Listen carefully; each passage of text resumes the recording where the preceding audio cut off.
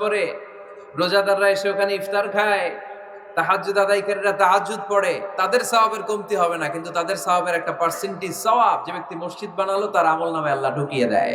সুবহানাল্লাহ বলতে পারলেন না?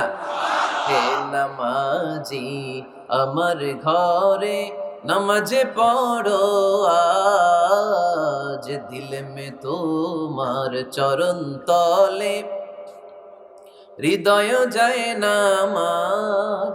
হে নামাজি আমার ঘরে নামাজে পড়ো আজ, দিল মে তোমার চরণ তলে হৃদয় যায় নামাজ। পড়েন আল্লাহু আকবার।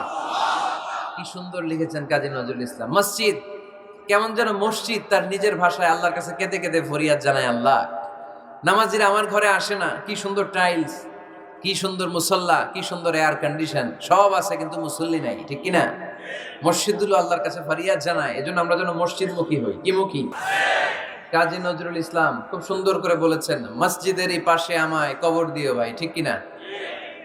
মসজিদেরই পাশে আমায় কবর দিও ভাই, যেন গড়ে হতে মুয়াজ্জিনের আযান শুনতে পাই।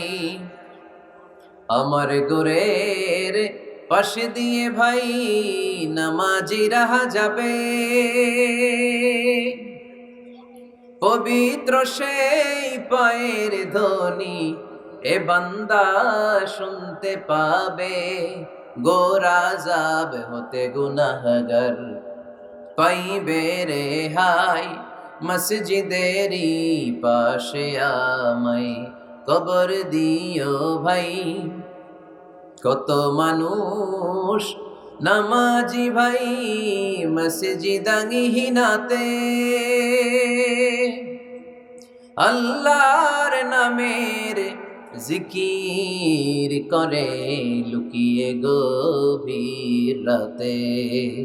আমি তাদের সাথে ওই আল্লাহর নাম জপতে চাই, আল্লাহর নাম জপতে চাই। পড়েন সবাই, মসজিদেরই পাশে আমায় কবর দিও ভাই, যেন গড়ে হতেও মুয়াজ্জিনের আযান শুনতে পাই।